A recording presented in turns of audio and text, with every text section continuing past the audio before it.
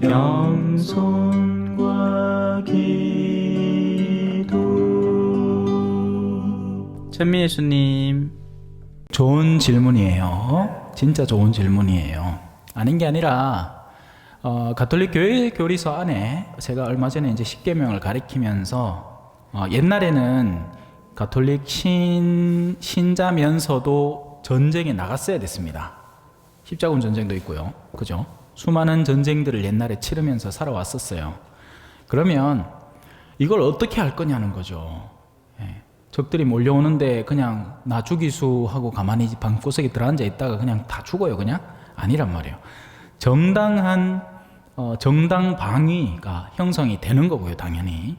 그리고 특정한 경우에는 이제 살인이 예외 적용이 되는 경우가 바로 그런 나 자신을 지키기 위해서 나를 죽이려고 드는 이의 목숨을 빼앗아야 할 경우에는 예외적인 경우가 적용이 되는데, 안중근 의사 같은 경우에 과연 어떤 상황까지 치달았는지 아직 사실은 미지수기 때문에 우리가 그분을 이제 공식적으로 막 의인으로 선포를 한다든지 이런 걸 삼가하고 있을 뿐, 하지만 당시에 이 조건들을 살펴봤을 때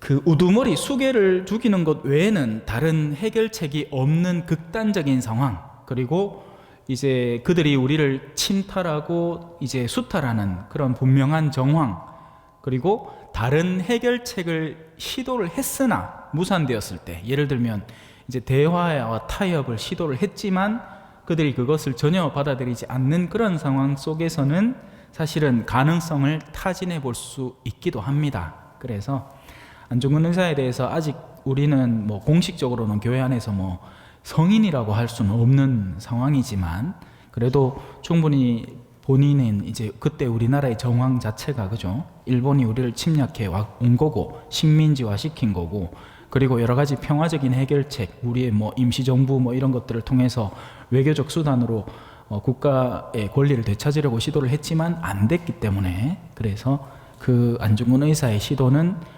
받아들여질 수 있는 행위가 아닌가. 하지만 이걸 뭐 아직 공식적으로는 우리가 어떻게 표현하기는 쉽지 않은 상황인 거죠. 왜냐하면 분명히 알지는 못하니까.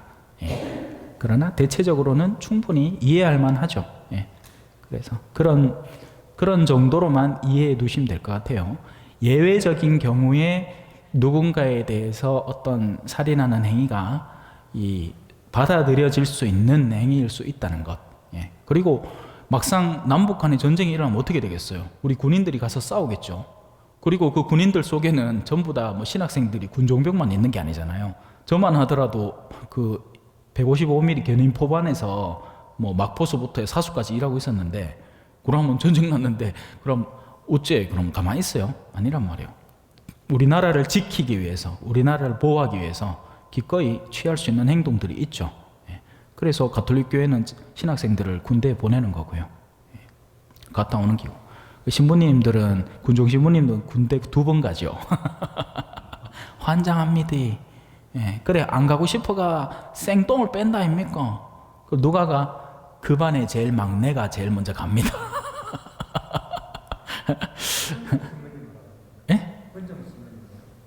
군종 신부를 했냐고요, 제가? 그렇죠. 왜냐하면 사병으로 갔다가 그러고 나중에 또 군종 그 장교로 가야 되니까. 다른 데는 이제 그냥 바로 이제 장교로만 가지 뭐 사병 갔다가 가지는 않거든요. 근데 우리 가톨릭 신학생들은 사병 갔다가 군대 갔다가 그럽니다. 그러면 시작을 할까요? 성부와 성자와 성령의 이름으로 아멘. 하늘에 계신 우리 아버지, 아버지의 이름이 거룩히 빛나시며 아버지의 나라가 오시며 아버지의 뜻이 하늘에서와 같이 땅에서도 이루어지소서. 오늘 저희에게 일용할 양식을 주시고 저희에게 잘못한 일을 저희가 용서하오니 저희 죄를 용서하시고 저희를 유혹에 빠지지 않게 하시고 악에서 구하소서. 아멘. 성부와 성자와 성령의 이름으로 아멘. 자, 지난 시간에 우리는 12제자를 파견하는 영역까지 했습니다. 6장 14절 할 차례예요. 헤로데 이야기가 나옵니다. 그리고 흥미진진한 파트죠. 몇 번을 가르쳐도 흥미가 떨어지지 않는 파트인 것 같아요. 인간의 내적 영역, 특히나 선과 악의 영역이 어떻게 서로 작용하고 결과를 맺는가, 특히나 악이 인간 안에 어떤 씨앗을 뿌리고 어떤 결과를 맺는지를 이 파트를 통해서 이해할 수 있습니다. 자, 먼저 14절입니다. 헤로데가 예수님의 소문을 듣다. 예수님의 이름이 널리 알려져, 그래서 예수님은 어떤 경우에는 한구령을 막 내리셨죠. 너는 알리지 마라, 조용히 해라, 이런 거 얘기하지 마라. 어떤 경우에는 그렇게 합니다. 왜냐하면 초반에는 알려졌어야 했습니다. 그래야 사람들이 이제 그리스도가 왔다는 걸 이해하게 되고 그분의 이 가르침을 갈망하게 되죠. 하지만 사람들의 호기심이라는 건 그 배우려고만 호기심을 갖는 사람이 있지만은 않거든요. 사람의 호기심은 다채로워요. 예를 들어서 누군가가 집안에 대해서 궁금해합니다. 그러면 두 가지 부류죠. 하나는 정말 그 사람을 사랑해서 그 집안이 어떻게 되어가고 있는지를 알고 혹시나 필요하다면 내가 도움을 줄 수 있는 영역은 없는가. 첫 번째, 이건 의로운 궁금증이에요. 두 번째, 뭐예요? 심심한 기라. 심심해 죽을 것 같아. 근데 너무 집안에 뭐 서로 뭐 불화가 있다는지 뭐 이런 걸 들으면 재미가 쏠쏠하거든요. 예? 그런 거 갖고 또 어디 주 들어와 갖고 또 다른 사람한테 막 술 한잔 하면서 막 니가 그거 들었나? 뭐 차 한잔 갖다 놔놓고 우리 커피숍 같은 데 가갖고 째째째째째 하는 얘기들이 뭐 우리 얘기합니까? 내가 요즘 이런 걸 느껴 뭐 이런 거 얘기 안 하잖아요. 전신만신 어디서 끌어온 이야기들, 누집 식구 이야기들, 어디 차 한 장에 숟가락이 몇 개 있는 이야기들 다 끌고 와갖고 아주 좋은 안주 아닙니까? 더러운 호기심입니다. 의로운 궁금증이 있고 더러운 호기심이 있어요. 이 두 번째 파트부터는 뭔가가 알려지면 알려질수록 그 반향이 되돌아오기 마련입니다. 공격이 들어오는 거죠. 그래서 예수님은 알려지기를 원하는 사람들이 있어요. 왜냐하면 이 사람은 나의 제자야. 그러면 나에 대해서 올바른 전달을 합니다. 예수님은 우리를 구원하러 오신 분이에요. 우리에게 영원한 생명을 선물하실 진정한 메시아입니다. 이게 올바른 제자가 예수님을 전하는 방식이고, 두 번째, 궁금증에 사로잡힌 이들이 예수님을 전하는 방식은 아따 용한 사람 하나 났더라. 내 얼마 전에 저 한 구경 갔디마. 저 회당장 있나? 회당장, 그 유명한 우리 동네 회당장, 그 딸내미가 누워있더라가 눈을 부릅 뜨는 기라. 어머야, 얼마나 신기하던동. 야, 주변에 그런 사람 다 끌고 와봐라. 그거 한번 데리고 가보자. 무연한가? 나섰는가 못 나섰는가 한번 보자. 이게 더러운 호기심에서 발동되는 겁니다. 그리고 그런 소문은 빨리 퍼집니다. 사람들은 호기심거리를 좋아하거든요. 사람들은 의로운 대상의 올바른 가르침을 좋아하진 않아요. 왠지 아세요? 올바른 가르침이 나에게 전해질 때는 분명히 내 안에 어떤 영역의 변화를 꾀하기 때문입니다. 그래서 듣기 싫어해요. 하지만 더러운 가르침은, 더러운 소문은 빨리 퍼집니다. 왜? 나하고 상관없잖아. 그리고 그건 퍼지면 그 퍼지는 대상이 더한 괴로움을 당할 뿐. 그래서 연예인이 무슨 스캔들이 났다, 이런 거 얼마나 빨리 퍼집니까? 그죠? 그러다 보면 어느샌가 그 연예인 자살하고 있는 거예요. 아주 사악한 일인 거죠. 누군가에 대한 험담, 은밀한 이야기들, 굉장히 더러운 일입니다. 조심해야 돼요. 그런 것들을 만드는 이들도 추악하지만 그런 것들을 전파하는 이들도 만만찮게 추악한 사람들인 거예요.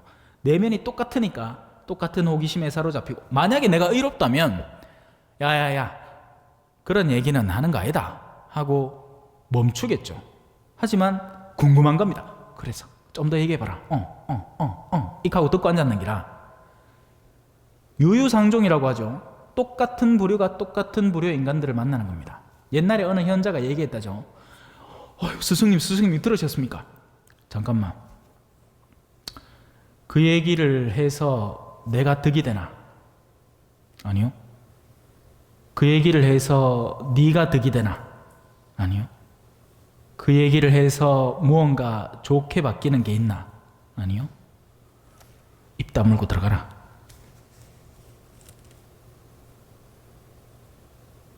충분히 반성해 볼 여지가 있는 말이죠. 예. 과연 우리는 어떤 소식을 어떻게 전하고 있을까요?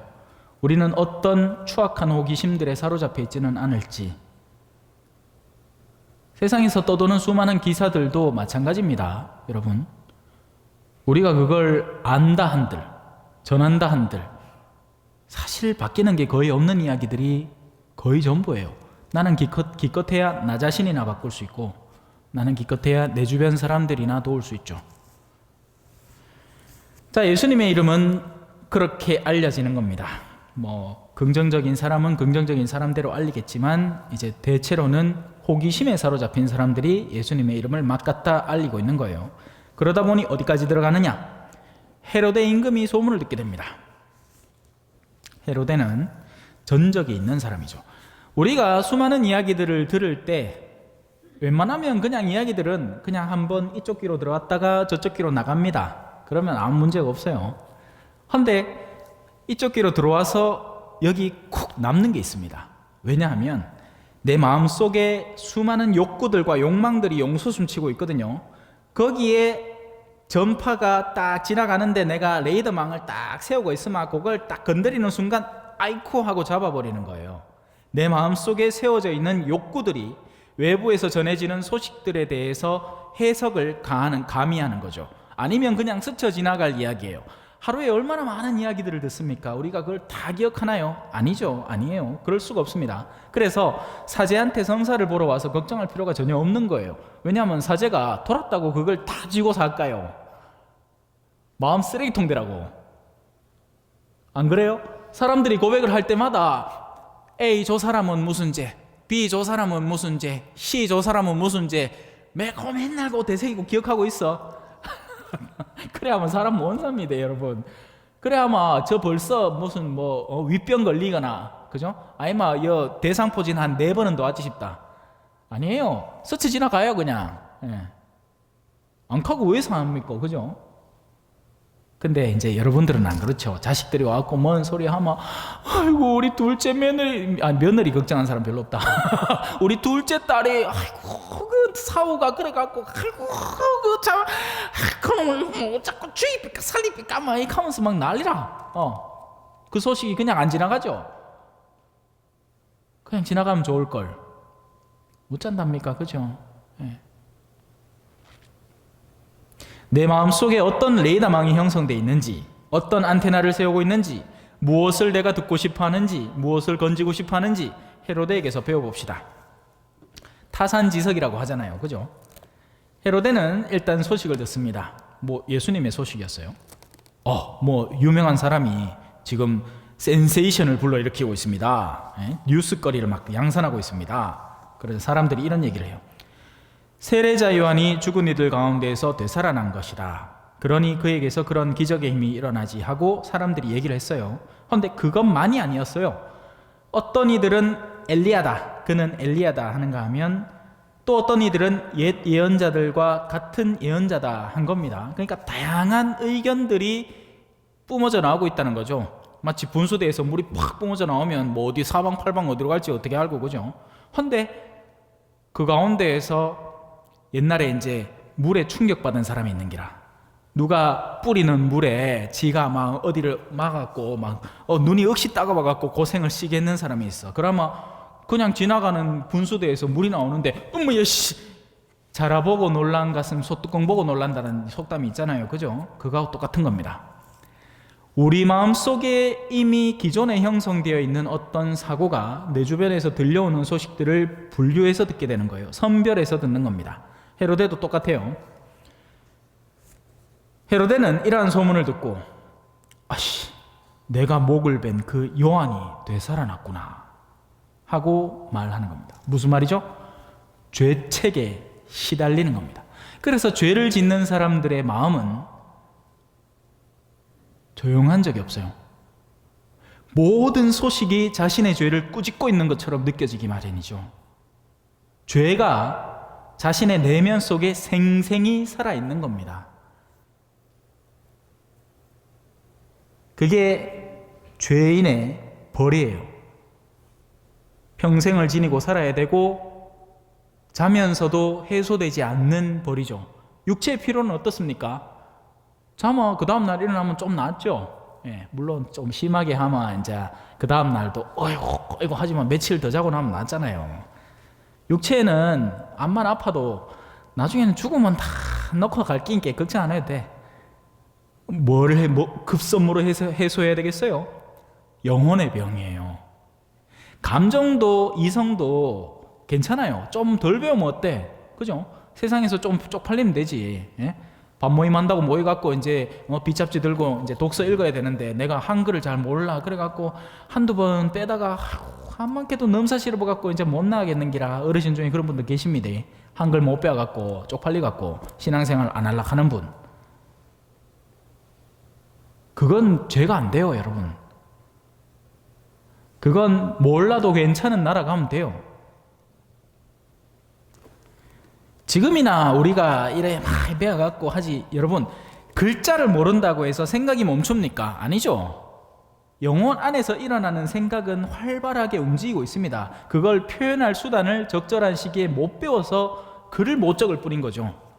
그래서 하늘나라 가면요, 그런 수단들, 잘난 사람도 평균치로 살고 못난 사람도 평균치로 올라와 사는 거예요.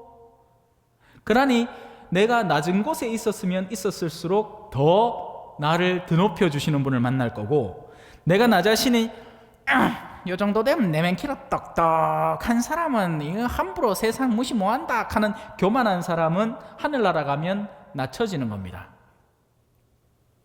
가난한 형제는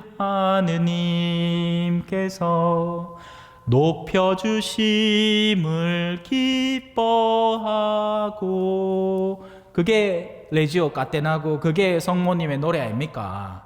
예? 그래서 맨날 우리가 바치는 기도가 그거 아니에요. 헌데 이 세상은 거꾸로 돌아가요. 갈수록 더 교만해지려고 온갖 작정을 하고 있습니다. 지가 성경을 몇 번 뺏겨 적었는지 그게 뭔 상관이에요? 그만큼 뺏겨 적었으면 그만큼 겸손해야 마땅하지. 겸손은 온데간데 없고, 내 무슨 표차장 받았다는 거, 내 누구 만났다는 거, 온갖 자랑질하고 싶어갖고 막 혀가 달싹달싹 끓인다. 잘 따라오고 계시죠? 오늘따라 더 조용하신 것 같노? 내가 살짝 쫄린다. 뭘 잘못 얘기하고 있나 싶어가. 자, 그래서 헤로데는 죄책에 사로잡혀 있는 겁니다. 죄책은 사라지지 않아요. 그의 내면에 깊이 뿌리박고 자리 잡고 있죠. 사라질 수 있습니다. 어떻게 해요? 뉘우치고 회개하면 돼요. 그런데 어떤 사람들은 고해성사의 자리에 와서도 자신의 죄가를 애써 감추려고 합니다. 하느님을 속이려고 드는 거죠. 그걸 모고회라고 하는 거예요.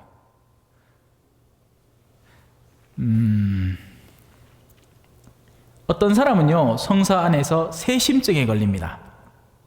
그 말은 이미 고해를 했음에도 이거 더 상세하게 얘기했어야 되는 거 아닌가, 이거 내가 의도하지는 않았지만 배터리 묶고 내가 얘기를 안 했다, 이런 사람은 굳이 더 고백을 안 해도 돼요. 그 사람은 오히려 신심을 돈독히 해서 내가 이미 합당하게 올바로 고백한 내용을 용서받았다는 믿음을 형성해야 되는 사람이에요. 그런데 이제 저도 한때 신학교 초창기에 세심증에 걸렸거든요.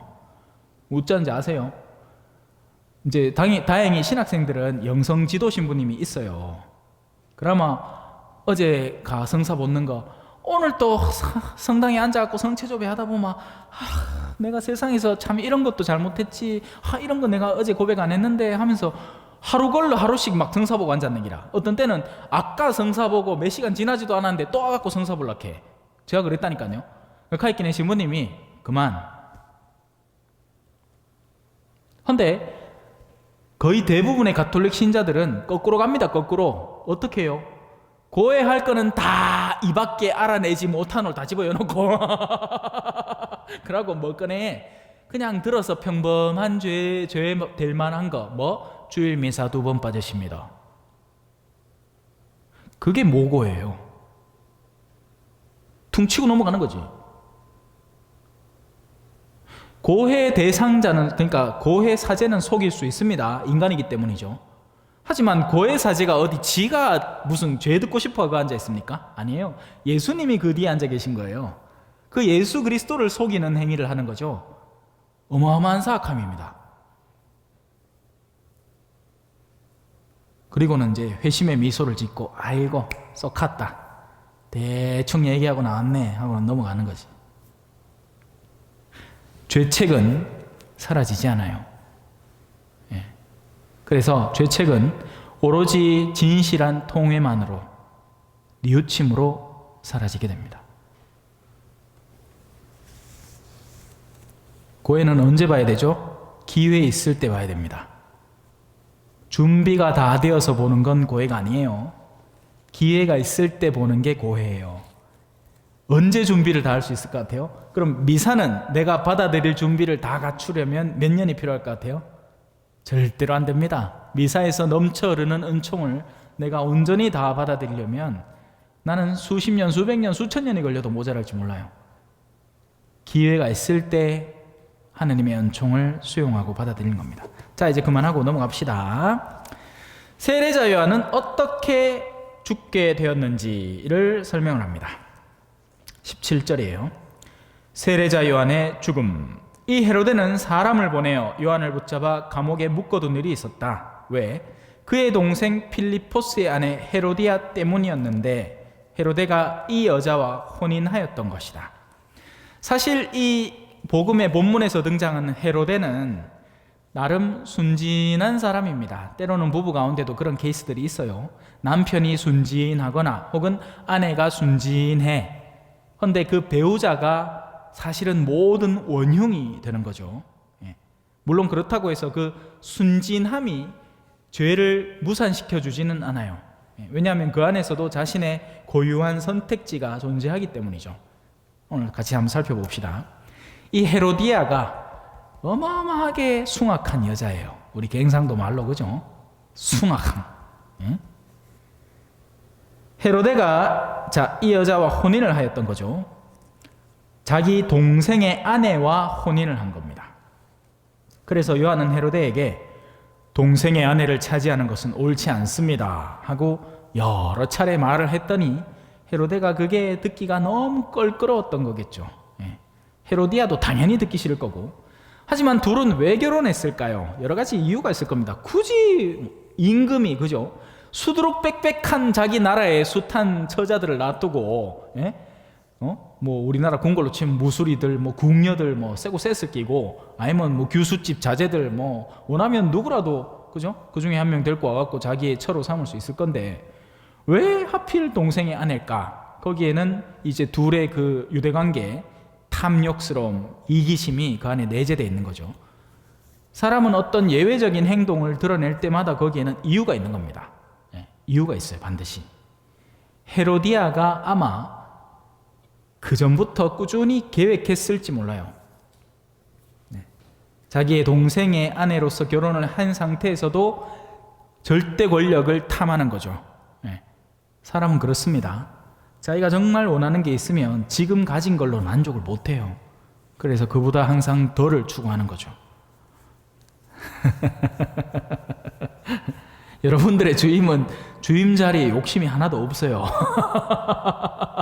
교회 안에 어떤 특정 권력 자리에 욕심이 없습니다.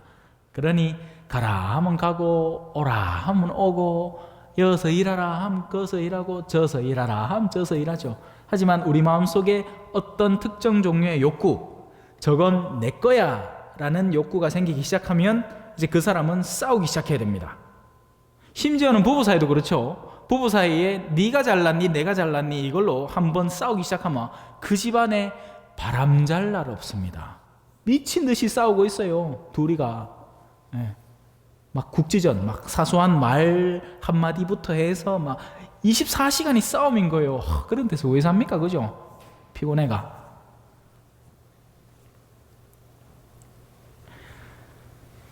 헤로디아는 이 요셉에게 앙심을 품게 됩니다. 그러니 헤로데가 아닌 거죠, 사실. 헤로디아인 거예요. 이 일들의 원흉은 헤로디아의 증오와 헤로디아의 탐욕스러움, 헤로디아의 권력에 대한 추구 이런 것들이 있습니다. 지금 일 처리하는 걸 보면 충분히 그럴 만한 여인이구나 하는 걸 이해하게 됩니다. 보세요. 헤로디아는 요한에게 앙심을 품고 그를 죽이려고 이미 시도를 했어요. 하지만 뜻을 이루지 못하고 있던 차였죠. 기회만 보고 있는 겁니다. 언제 죽일지, 나한테 좋은 기회만 있으면, 아무도 나를 보지 않고 뭐 카메라도 없고 하는 사이에 뒤에 칼 꽂을 기회만 있으면 언제든지 푹 쑤셔서 한 바퀴 돌릴 사람인 거예요. 칼은 그렇다 하대요. 그냥 꽂으면 안 죽는데요. 꽂고 돌려야 공기가 들어가서 쇼크가 들어간답니다. 나는 이런 걸 왜 알고 있노, 그죠? 영화에서 나오던데 못 보십니까? 칼은 푹 쑤시가 반 바퀴 싹 돌려야 된대. 그래야지 공기가 훅 들어갔고 그 피 속에 공기가 들어가 쇼크로 금방 죽는다 하대. 무서워라. 네? 헤로데가 요한을 의롭고 거룩한 사람으로 알고 있었던 겁니다. 헤로데는 적어도 인지하고 있었던 겁니다. 내가 어떤 사람을 대응하고 있는지, 그리고 그의 행동 실태에서도 어느 정도 최소한의 존경은 나타나고 있어요. 어떻게? 그를 두려워하며 보호해 주었을 뿐만 아니라 그의 말을 들을 때 몹시 당황해하면서도 적어도 듣기는 했다는 겁니다. 적어도 듣기는 한 거예요. 헤로디아는 근처도 오지 않았고 들을 마음도 없고 가능하면 안 듣는 게 낫고, 적어도 여러분들은 들으러는 왔다는 거죠. 물론 그 뒤에 헤로데가 될 수도 있습니다. 모를 일이죠. 그저 듣기만 하여 자기 자신을 속이는 사람이 되지 말라고 야고보 사도는 오늘 복음에서, 오늘 독서에서 이야기를 하니까요. 그죠? 오늘 독서 읽어보신 분들은 알 거예요. 자, 근데 좋은 기회가 온 겁니다. 하지만 여러분, 악이 악을 실행하는 좋은 기회는 선이 그의 악의 의도보다도 더 근본적으로 선을 완성하는 좋은 기회이기도 합니다. 무슨 말인지 이해가 지금은 안 되죠. 세례자 요한은 순교를 통해서 하느님과의 만남을 완성하게 돼요. 의인들에게는 실패가 없는 겁니다. 십자가는 실패입니까? 아니죠. 십자가는 완성이었어요. 예수 그리스도는 돌아가심을 통해서 우리에게 도로 길을 열어주신 거죠. 돌아가셨기에 그 죽음을 이길 부활의 기회를 얻은 거죠. 그래서 죽은 거예요. 성모님 죽었습니까? 안 죽었습니까? 성모님은 몽소승천하셨다고 알려져 있죠. 물론 몽소승천하기 전에 잠깐의 죽음의 그늘을 이렇게 드리워졌다, 그렇게도 뭐 표현하긴 해요. 하지만 예수님처럼 뭐 저렇게 막 절박하게 온갖 악에 시달리고 막 얼굴에 막 가래침 맞고 막 채찍질 당하고 그럴 이유는 없었잖아. 곱상하게 가시잖아요. 그죠? 하지만 예수님은 자기 의지와 더불어서 십자가의 죽음을 향해서 스스로 나아가신 거예요. 예수님은 죽임을 당하신 것으로 보이지만 그 죽임 당함으로 걸어 나아가신 겁니다. 헷갈리죠? 그럼 뭐 죽었다, 그러니까 죽임 당했다는 얘기야. 본인이 그럼 자살했다는 얘기인가? 아니요. 죽임을 당하셨지만 그 죽임 당함으로 자기를 기꺼이 내어 바쳤던 겁니다. 왜냐하면 거기에 아버지의 뜻이 들어있었기 때문이죠. 뭐 그렇다고 넘어갑시다.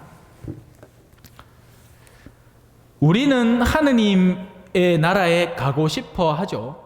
그것은 하느님이 우리를 부르시기 때문이에요. 내가 알아서 하느님 나라에 가는 게 아니라 하느님께서 이미 나를 부르시고 계시기 때문에 나는 하느님의 나라에 가고 싶어 하는 거죠. 이런 일들이 우리가 금방 이해하기는 헷갈리는 일들입니다. 왜냐하면 우리가 하느님을 찾았다고 생각하거든요. 아니요. 그 이전에 하느님이 우리를 먼저 부르신 거예요. 성소도 마찬가지고. 누구나 성소자입니다. 하느님께 나아가는 모든 사람들은 부르심 받아서 나아가고 있는 이들이기 때문에 성소자예요. 혼인은 그래서 성소죠. 혼인 성소. 저는 사제 성소, 수도 성소. 자, 좋은 기회는 어떤 걸까요? 이 헤로데는 세례자 요한에 대해서 두둔하려고 애를 쓰지만, 그의 말을 경청을 하고 지켜주려고 하지만 커다란 약점 하나가 그의 내면에 자리 잡고 있었던 겁니다. 그것은 바로 주변 인물들과의 관계, 인맥 속에서 자신의 위신, 흔히 말하는 자존심이 핵심이었던 거죠. 그와 더불어서 이 헤로데는 잔치를 즐기는 사람이에요. 그리고 잔치에는 뭐가 들어가죠? 술이 들어갈 겁니다. 스스로를 해이하게 만드는 버릇, 악습이 작용을 합니다. 악습과 자기 안에 내재되어 있는 자존감, 자존심, 그런 허영, 이런 것들이 이제 적절히 버무려지는 순간이 다가온 겁니다. 만약에 헤로데가 평소에 자기를 단돌이 하는 사람이었다면 잔치가 있었어도 술을 취할 정도로 먹지는 않았을 것이고 뻘소리를 하지는 않았을 겁니다. 만약에 헤로데가 자신의 허영심에 사로잡혀 있는 사람이 아니었다면 이런 잔치 속에서도 어떤 헤로디아의 딸의 춤을 보고서도 쓸데없는 소리를 하지는 않았을 거예요. 하지만 이 모든 것들이 적절한 순간에 온전히 휘말려 들어가게 된 거죠. 사실 제가 이제 성모 울타리라고 예전에 그 큰 집 다니던 분들이 모여 있는 곳이잖아요. 그분들을 가서 만나보면요, 웬만한 사람보다 순진합니다. 그게 사람 깜짝 놀라게 하는 일이에요. 겉에 인상은 사실 장난 아니야. 그건 맞아. 뭐 저만 하더라도 인상이 보통은 아니죠. 그죠? 길에서 만나면 조심하십시오. 근데 그분들은 진짜 인상 장난 아니거든요. 근데 가서 이야기를 나눠보면 옆에 있으면 막 수줍어하고 이칸다 있긴 해. 그러면 왜 큰 집 갔을까요? 어느 순간에 그 모든 어둠의 요소들이 한순간 맞물려 든 겁니다. 그리고 정신 차려보니까 내가 누군가에게 칼 꽂고 있는 거였어. 그런 일이라든지. 물론 다 그런 사람만 있는 건 아니죠. 예. 사기꾼들도 있지. 사기꾼들도 있고 뭐 상습 마약 복용 뭐 이런 것도 있을 거고 뭐 여러 가지 케이스가 있겠지만 대체로는 다 순진해요. 물론 입은 험해. 입은 엄청 험합니다. 예. 뭐 강론하는데 뭐 갖다 하면서 막 농담을 하지를 않나. 이제 저는 익숙하니까 막 강론 때 일부러 막 농담하시라고, 예? 그 사장님한테 막 농지거리 걸고 하면 신부님 뭐 남자 성기 같네요 뭐 이하고 그래. 예? 그래요. 그러니까 일순간에 모여든 악습의 요소들, 내가 꾸준히 지금 실행하고 있는, 내가 예를 들어 술을 좋아하는 사람이다. 그럼 술 좋아하는 것 자체가 무슨 미칠 정도의 악덕은 아니죠. 하지만 술을 좋아함과 동시에 어느 날 우연히 길 가다 만난 나의 원수 같은 인간, 더군다나 그날 나는 얼근하게 취해 있어서 이제 전두엽이 마비된 상태로 이제 그 사람에게 내가 뭔 해코지를 한지 기억 못하는 순간이 다가왔을 때 이제 충돌하는 겁니다. 이제 평소에 단도리를 하셔야 돼요. 내가 어떤 악습이 있는지, 내가 어떤 습관을 갖고 있는지. 악습은 악습 자체로 끊어서는 끊겨지지 않습니다, 여러분. 악습은 그 자체로 끊기지 않아요. 어떻게 할 수 있죠? 좋은 습관을 늘려가는 훈련을 하셔야 돼요. 내가 맨날 유튜브 채널 중에 어디 아니 극좌파나 극우파 채널을 막 맨날 들으면서 막 미친 듯이 성질 내고 있는 사람이야. 근데 하다가 내 길 가다가 만난 누군가가 나한테 완전히 정반대되는 소리를 하나 떡 하는 걸 보고는 나는 그때 영적인 분노까지, 화까지 같이 내는 거죠. 그럼 이제 죄가 되는 겁니다. 거기서부터. 좋은 기회가 왔죠. 헤로데가 자기 생일에 고관들과 무관들과 갈릴레아의 유지들을 청하여 잔치를 베풀었다. 허영 그 자체인 잔치인 거예요. 예. 왜 그런 데 가면 막 온갖 좋은 사내짐이 다 내놓고 자리 상석 하석 마련해 갖고 한 번은 언론 기관에서 일할 수밖에 없었던 어느 신부님이 저한테 해준 이야기인데, 언론사에 일하는 분들은 자기의 위치가 엄청 중요한 겁니다. 그래서 자리 살짝 잘못 배치해 갖고 높은 데 있어야 될 사람이 낮은 데 한 칸 밑으로 자리를 잡으면 그날 끝장나는 거예요. 난리 나는 겁니다. 1번부터 애가 무슨 일보 사장님, 무슨 일보 사장님, 지방 무슨 일보 그 순서로 가야 된대. 그거 자리 하나 틀리면 그때부터 이제 난리 나는 겁니다. 이제 이런 자리가 그런 자리인 거죠. 지금 온갖 허영과 자기 만족, 예? 그리고 부의 과시, 예? 이런 것들이 가득한 자리예요. 그 자리에 헤로디아의 딸, 흔히 알려지기는 살로메라고 알려져 있습니다. 뭐 그런 그림도 명화 중에 있고요. 살로메 춤 이런 거 검색해 보시면 나와요. 헤로디아의 딸이 들어가 춤을 춘 겁니다. 한창 뭐 사춘기 때, 요염할 때, 이제 막 성징이 드러날 때, 또 옛날 같으면 또 얼마나 그런 로마 시대 문화니까, 그죠? 얼마나 더 난잡하고 야시리한, 오늘날 못지 않았을 겁니다. 요새 아이돌들이 그렇죠? 열 몇 살짜리 아들 뭐 이상한 옷 입혀갖고 막 허리 밑에를 막 흔들고 앉았다. 노래도 뭐 위아래 위아래 이렇게 하고 앉았다. 새끼를 온통 드러내고 있지 않습니까? 그러고 그걸 소비하는 이들이 있으니까 팔리죠. 미쳐 돌아가고 있는 거죠. 예. 그리고 애들은 그런 아이돌들을 숭배합니다. 그런 아이돌이 되고 싶어해요. 프로젝트 101 해가지고 101명 여자애들 나가갖고 뭐 핑미 핑미 핑미업 나를 뽑아줘 하면서 노래하는 거 봤어요.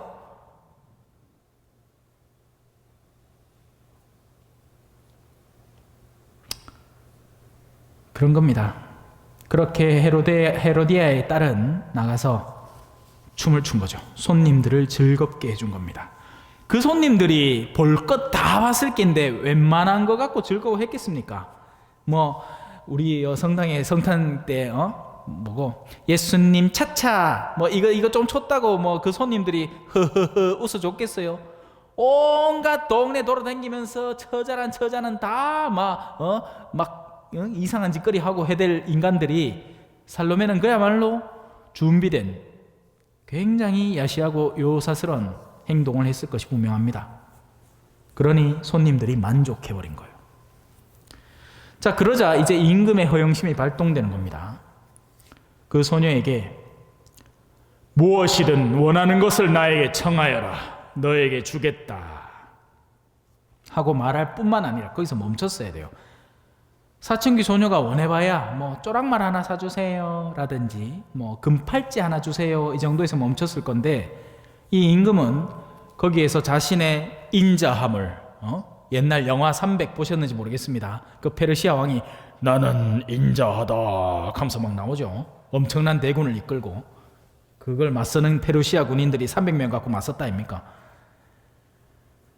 내가 청하는 것은 무엇이든 심지어 내 왕국의 절반이라도 너에게 주겠다 하고 이제 얼큰하게 술도 취했겠다, 분위기도 취했겠다, 사람들의 앞에서 내세우는 폼도 있겠다. 나는 이런 자비로운 사람인지이노라 하고 굳은 맹세까지 하는 겁니다. 십계명은 우리한테 가르치죠. 맹세하지 마라. 우리가 걸고 넘어질 건 아무것도 없다. 심지어 머리카락 색깔 하나도 바꾸지 못하는데 헌데 요즘 바꾸죠, 그죠? 염색만 잘하마. 검은 머리 팥불이 되도록 해. 벌써 팥불이 됐는데 염색해가 새까마야 된다, 아이가. 여튼 맹세까지 하면서 이 작당을 하는 겁니다. 소녀가 나가서 이제 자기 어머니에게 묻죠. 자기에게 춤을 근본적으로 시킨 여인 헤로디아입니다. 그래서 이 소녀도 연계되어 있는 거예요. 암만 사춘기 때고 철없는 소녀라고 하지만 누구에게 자신의 이 어떤 주된 노선을 맡길 것인가 하는 분별력에서 굉장히 미흡한 선택을 해버린 거죠. 왜? 엄마가 이렇게 얘기하거든요. 무엇을 청할까요? 하자 그 여자는 세례자 요한의 머리를 요구하여라. 이게 무슨 말인지 살로메가 모를까요? 세례자 요한의 머리를 요구한다는 게 그냥 뭐 머리카락 이렇게 뭐 이발소감 감겨주듯이 뭐 머리를 갖고 오는 게야? 아니잖아. 목다로란 얘기 아니에요. 그러면 어머니 저 그건 참아 못하겠어요 이렇게 얘기해야 되지만 살로메도 헤로디아의 편인 겁니다. 사람의 내면은 함께 성장해 오는 거예요. 여러분들의 자녀들은 가장 우선적으로 여러분들의 가치관에 너무나 크게 자극받습니다. 그래서 후회하지 마세요. 거의 대부분은 우리 손에서 자라온 결과물들이니까. 그 아이가 미친 듯이 돈을 사랑하게 되고 신앙엔 쥐뿔도 관심 없게 된다면 거기에는 뭔가 분명한 이유가 그의 유년 시절에 합당한 이유가 있는 겁니다. 예. 물론 예외적인 경우는 있죠. 진짜 바빠가지고 너무 바빠서 신경을 못 쓴 나머지 애가 혼자 컸어. 혼자 크다 보이긴 해. 혼자 TV 보고 혼자 뭐 할까 하고 혼자 나쁜 친구들 만나고 그 가는 통에 엇나갔어. 나는 진짜 걔를 돌볼 시간적 여유가 하나도 없어서 그랬다면 이유가 되지만, 사실 저는 그걸 이유라고 보기가 힘든 게, 만약에 그럴 것 같으면 볼리비아에 있는 모든 청소년들이 엇나가야 맞습니다. 맞습니까? 틀립니까? 우리보다 훨씬 못 살거든요. 헌데 그런 와중에도 가난하지만 신앙의 존엄을 지키는 부모들이 있단 말이에요. 그게 가장 급선무라고 생각하고 가장 그걸 우선적으로 챙기고 그 다음에 나머지 것들을 챙겨주는 부모님들이 있단 말입니다. 옛날엔 그랬다잖아요. 성당 안 가면 비 오는 날에 먼지 나도록 맞는데, 그죠? 뭐 딴 것 좀 잘못하면 괜찮은 부모들이 있어요. 근데 요새는 안 그렇죠. 아들을 겁을 냅니다. 아들이 나를 혹시 미워할까 싶어가지고, 예? 성당 차마 가라는 소리도 뭐하고 그냥 놔두는 기라 지 하고 싶은 대로. 예? 요즘은 애들이 20세가 넘어도 애들이죠. 애들이에요, 여러분. 부모한테 뭐 얻어먹고 있으면 여전히 애들입니다. 안 그래요? 예? 여전한 의존성을 지니고 있잖아요. 그러면 나도 할 말이 있는 거예요. 내가 니한테 뭘 제공해주고 있는데 30 넘어서도까지 집구석에 어디 집 안 구하고 안 나가고 있고 집에 살고 있으면 아직 내 수중에 놓여 있는 거나 다름이 없죠. 그러면 영향을 미쳐야죠. 이제 나갔으면 어쩔 수 없고, 결혼해가 나갔으면 이제 외인 된 거고.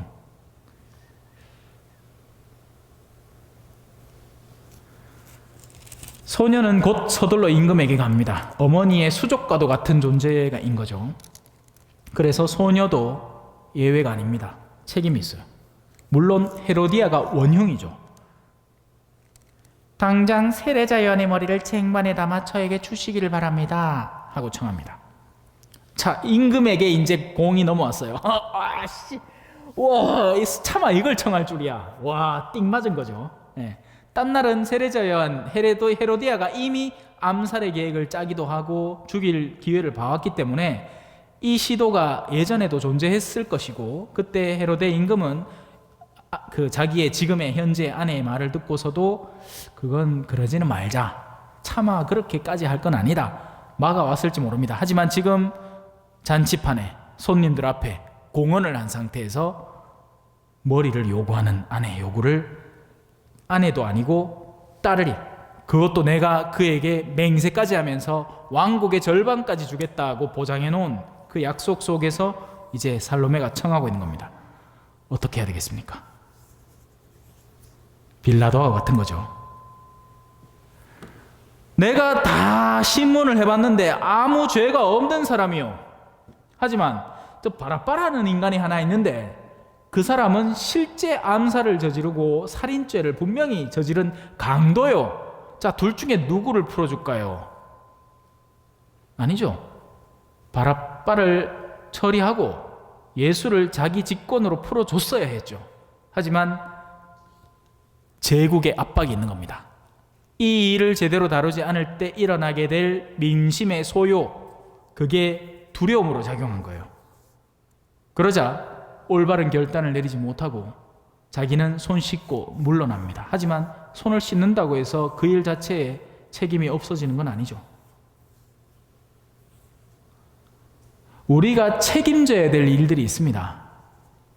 저는 이 본당의 본당 주임사제로서 책임져야 될 일이 있죠. 그건 다른 누군가가 대신해 주지 않는 일들이에요. 여러분들은 여러분들 가정의 가장으로서, 어머니로서, 한 공동체의 수장으로서 책임져야 할 일들이 생기기 시작합니다. 책임져야 돼요. 도망가지 마세요. 그리고 그 책임을 신앙 안에서 바로 지을 수 있는 내면을 갖추도록 노력하세요. 그래서 왜 회사 같은 데 가면 바이어들이, 그죠? 뭐합니까? 술자리에 초대받죠. 술을 얼큰하게 취하게 만들고 뭘 막 선물을 잔뜩 갖다 줘갖고 아이고, 항상 하는 이야기 있잖아, 그죠? 감사합니다의 다른 표현, 다자로 끝나는 고마움을 표시하는 말. 뭘 이런 걸 다. 뭘 이런 걸 다. 원래 정답은 감사합니다인데 뭘 이런 걸 다 하면서 다 받는다, 그죠? 그래 받고 나면 안 많게도 안 볼락해도 그 사람이 비고 뭘 일 처리를 하면서 원래는 이 사람한테 돌아가야 될 올바른 선택지가 안 많게도 그 사람한테 갈 수밖에 없다. 내가 받아 모은 게 있는데. 선생님이 그란다 카드에 옛날에 촌지 받을 때 학부모한테 촌지를 떡 받고 나마 한 반에 50명이래 있으마 가 얼굴이 달덩이처럼 커진대요. 내야 뭐 선생님이 안 되면 잘 모르겠다마는 극한다 카드요.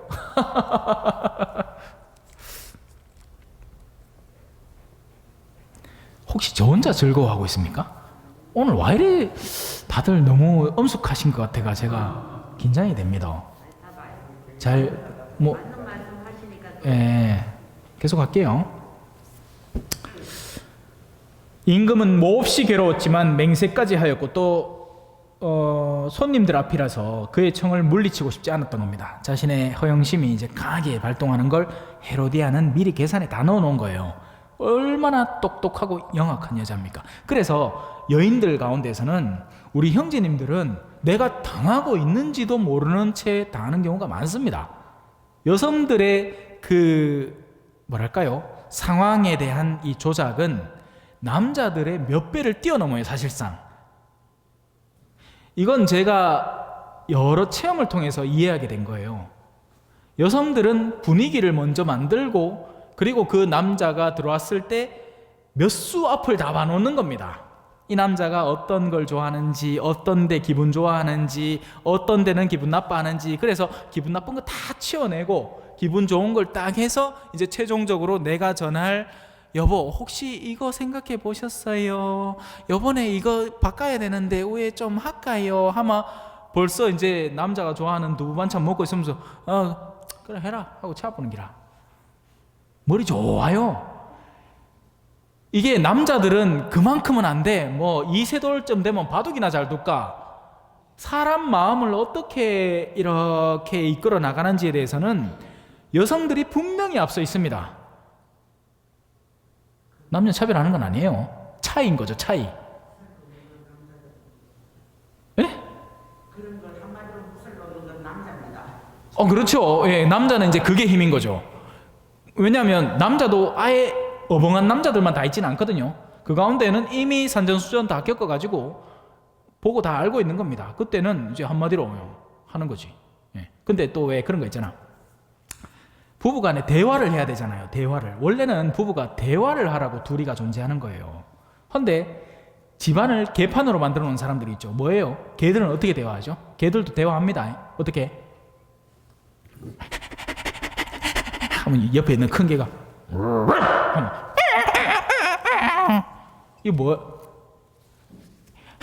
여보 우리 애들 이번에 학교 갔다 왔는데 뭐 성적표가 어쩌고 시끄럽다! 당신은 내 말 듣지도 않아.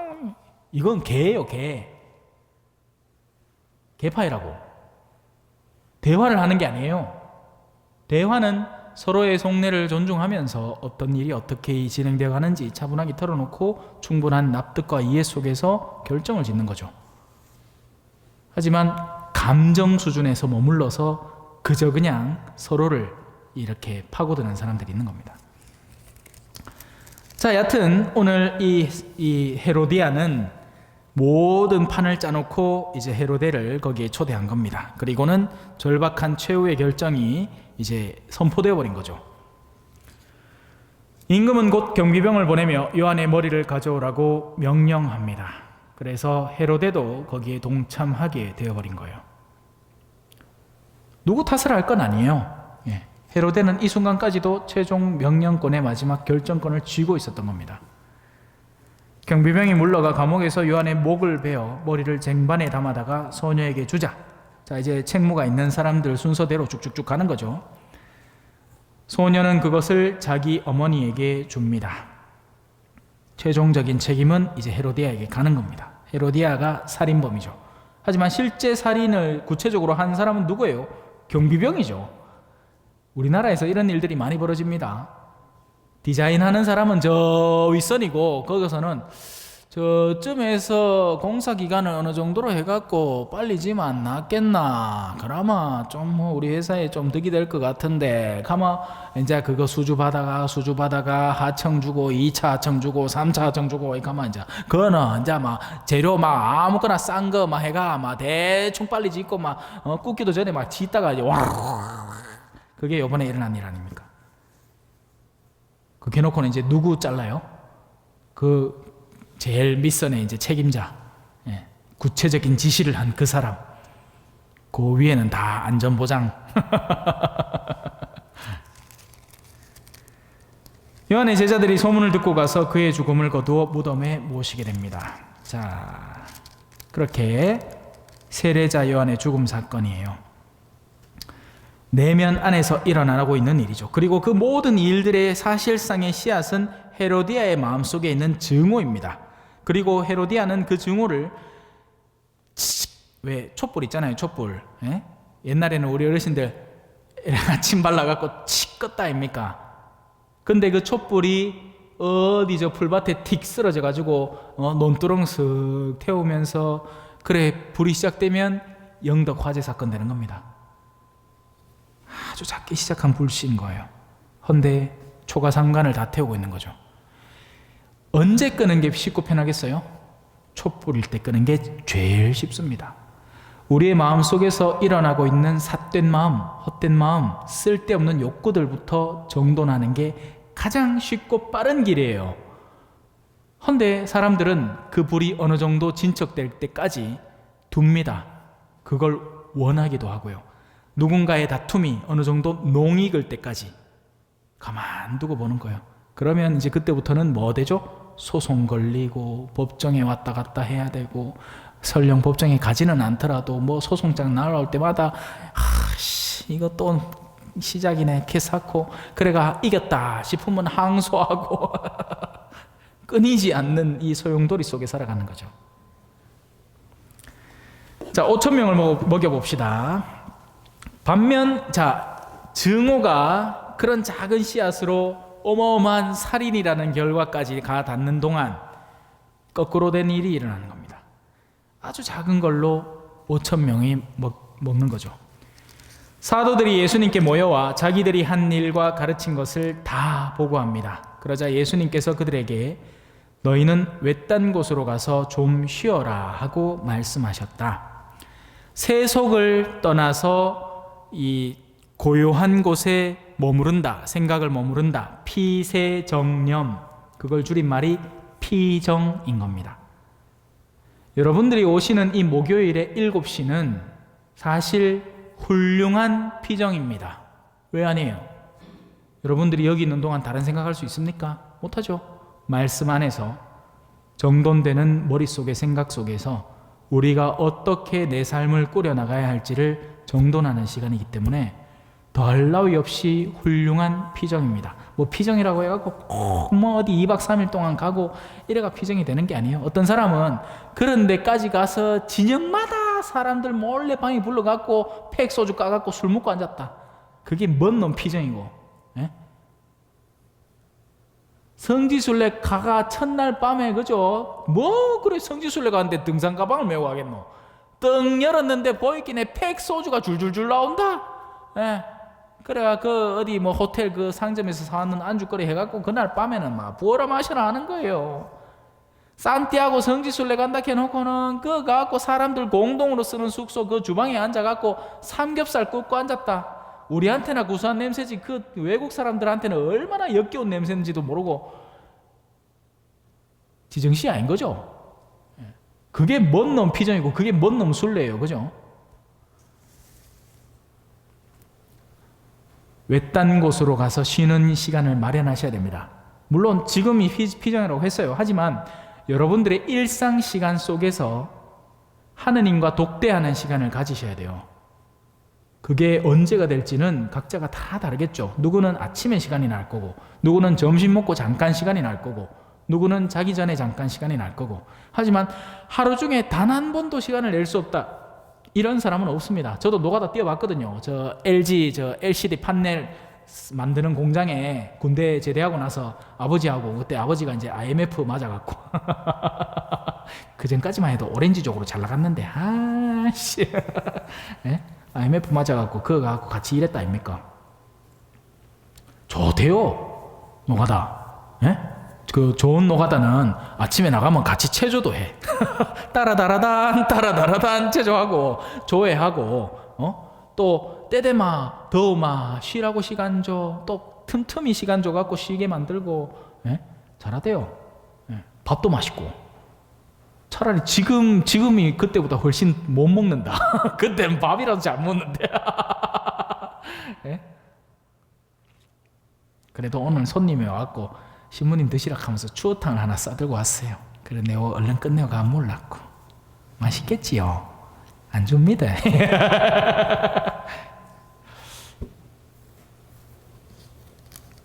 뭔 얘기하다 이랬노? 자, 피세정념 얘기예요. 피세정념. 피정하는 시간을 마련하셔야 됩니다. 암만 바빠도 짬나는 시간이 분명히 있어요. 맞아요. 예. 그 택배 상하차 아르바이트도 해봤고 LCD 그 아르바이트도 해봤는데, 언제고 우리가 잠깐 머물러서 하느님 안에 머물러 있을 시간은 반드시 납니다. 그 시간을 여러분들이 스스로 챙기셔야 돼요. 24시간 새 속에 머물러 쓸데없는 사고, 생각들, 사람들과의 일 없는 수다, 거기에 머무르지 마세요. 시간을 내시라고요. 예. 막 24시간 뉴스 틀어놓거나 온갖 잡다한 거 틀어놓지 말고 하느님의 말씀을 듣는 시간을 좀 마련을 하셔야 됩니다. 스스로 생각하는 시간이 필요해요. 지금도 사실 여러분들은 일종의 테레비 틀어놓은 거죠. 이 앞에 마신부라는 테레비를, 그죠? 유튜브로도 얼마든지 볼 수 있는 걸 그냥 현장에서 듣고 계시는 것 뿐이에요. 아니죠. 내가 나 스스로 무엇이 옳은 것인가를 분별할 시간을 가지셔야 됩니다. 그래야 헤로데 같은 결과를 내지 않아요. 오고 가는 사람들이 너무 많아 심지어 음식을 먹을 겨를조차 없었던 거죠. 하지만 예수님의 그 다음 행동은 더 인상적입니다. 자, 그래서 그들은 따로 배를 타고 외딴 곳으로 떠나갑니다.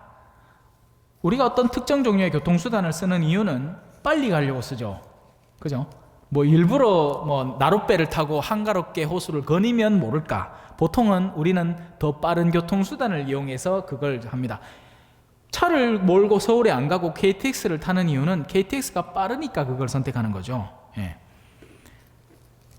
그런데 그러자 많은 사람이 예수님과 제자들이 떠나는 것을 보고 모든 고을에서 나와서 육로로, 배는 호수를 가로질러 갈 거 아닙니까?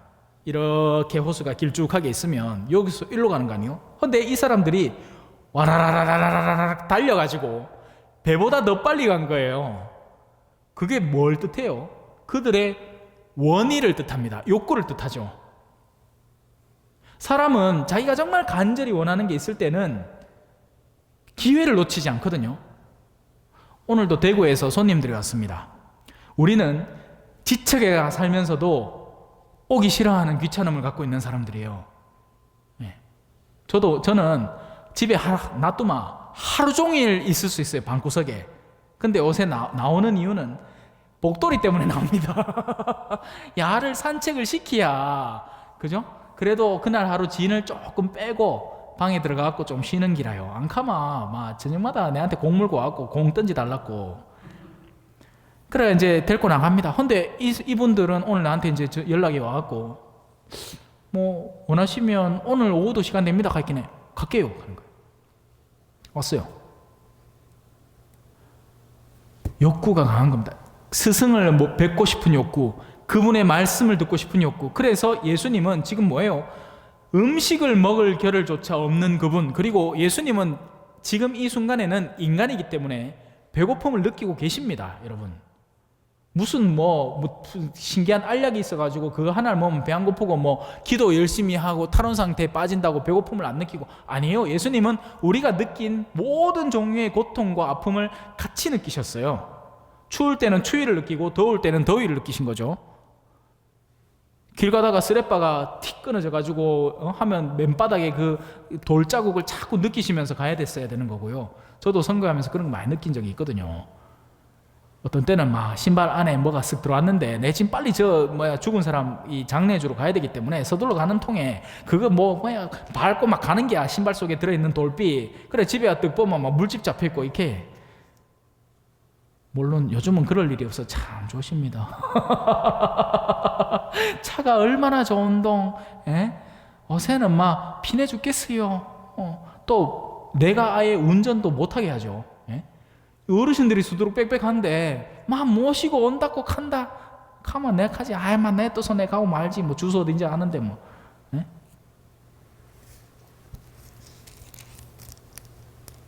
예수님께서는 배에서 내리시어 많은 군중을 보시고 가엾은 마음이 드시는 겁니다. 그들이 목자 없는 양들 같았기 때문이죠. 자, 그러면 그 불쌍한 이들을 위해서 예수님은 무엇을 하느냐? 뭘 해야 될 것 같아요? 세상은 무엇을 떠올리느냐? 돈을 떠올립니다. 불쌍하니까 돈 주면 되겠지. 그런데 예수님은 불쌍하니까 그래서 그들에게 많은 것을 가르쳐 주기 시작합니다. 가르침이 핵심이에요. 예수님의 모든 일의 본질은 영원한 생명에 대한 가르침, 새로운 생명에 대한 가르침, 하느님 나라에 대한 가르침입니다. 인간은 그 내면에 올바른 가르침이 들어서고 나면 심지어는 배고픔도 느껴지지 않아요. 배부른 거예요. 저는 사실 그래요.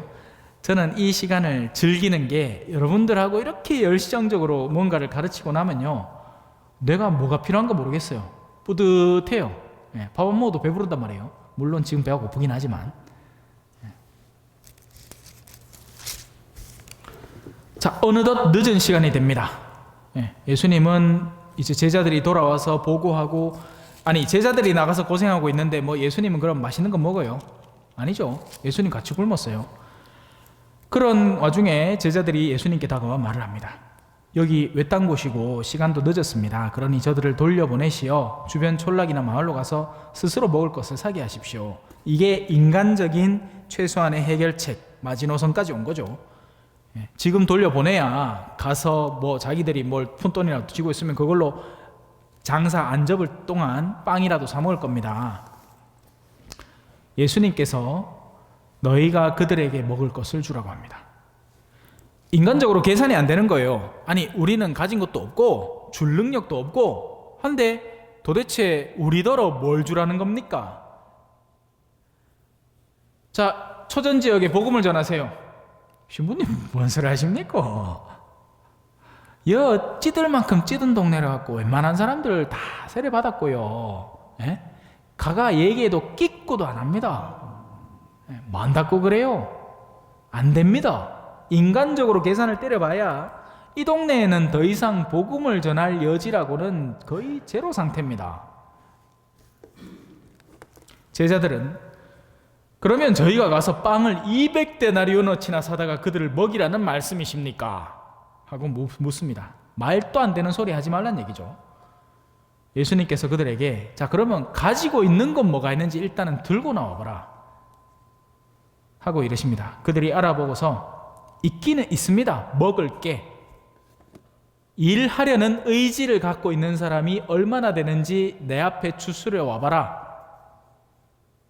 누군가가 뭘 하려고는 합니다. 봉고차 운행한다 카이끼네 운전도 없겠다는 사람도 그래도 찔끔찔끔 나오고, 또 성가대 한다 카이끼네 노래는 뭐해도 그래도 돕겠다는 사람이 나오네요.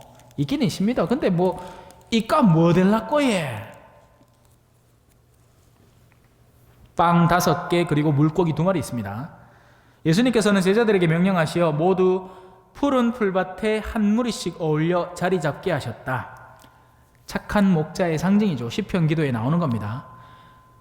야훼는 나의 목자시니 나는 아무것도 아쉽지 않네. 푸른 풀밭 시냇가에 들게 하사 나의 심신을 새롭게 하시네. 푸른 풀밭에 목자가 양들을 모으는 방식이죠. 한 무리씩 어울려 자리 잡게 하십니다. 그래서 사람들은 100명씩 또는 50명씩 나누어 줄 수 있는 능력치만큼 저마다의 다른 그룹으로 형성되는 겁니다. 저마다 가진 달란트만큼 사람들이 모이기 시작하는 거죠. 그리고 예수님은 하나밖에 안 해요. 감사해요. 하느님 감사합니다. 하느님 저를 초전성당에 보내주셔서 감사합니다. 땡큐. 고마워요. 저를 막 저 큰 본당 인력이 빵빵하고 뭐 하자 하면 바락 해갖고 사람들이 차차착 모여갖고 뭘 하는 그런 어마어마한 본당에 보내지 않고, 왜냐하면 그거 갔으면 내가 나 자신의 능력을 엄청 신뢰하고 그럼 그렇지 그래 나 정도 유명세를 타는 신부 같으면 이 정도는 움직여줘야지 하고 교만해졌을 낀데 여와 뭐 하려고 하긴 아무것도 안 돼. 하느님 내 믿을 거 하느님 당신 빠에 없습니다. 여와갖고 뭐 하려고 하긴 해.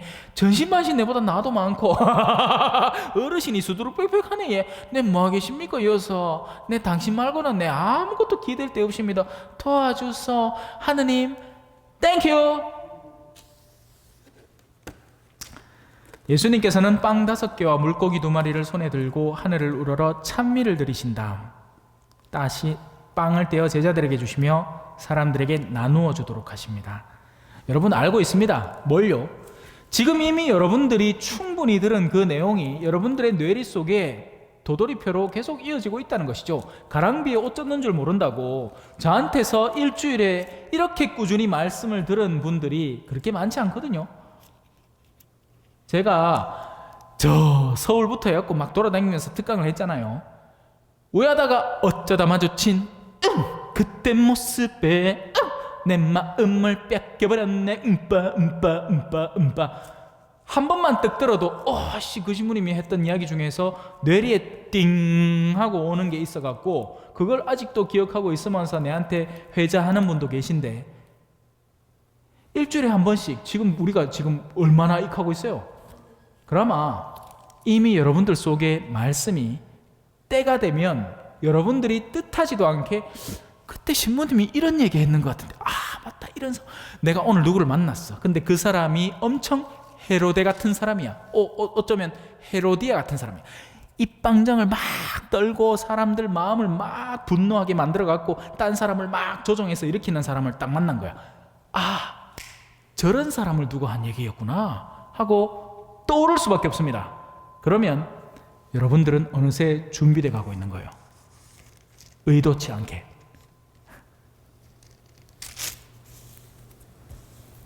사람들이 모두 배불리 먹기 시작합니다. 신앙을 본격적으로 살기 시작하는 주변 사람들은 그 신앙을 사는 사람의 혜택을 입습니다. 입을 수밖에 없어요. 착한 사람은 그 주변에 몇 단계를 거쳐서 그 선함이 뻗어나가는 거예요. 제가 여기 본당에 와서도 저는 누구누구 때문에 신앙을 갖게 됐습니다 라는 표현을 한 사람이 있습니다. 그 누구누구 때문에 라는 그 누구누구에 속한 사람은 정말 복받아 마땅한 사람인 거예요. 열매 맺고 있는 사람이니까요.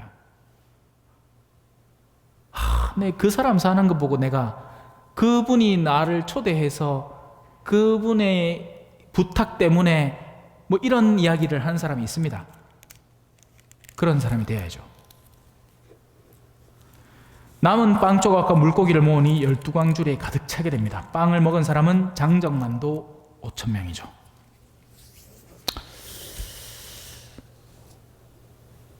영광이 성부와 성자와 성령께 처음과 같이 이제와 항상 영원히 아멘. 성부와 성자와 성령의 이름으로 아멘. 감사합니다.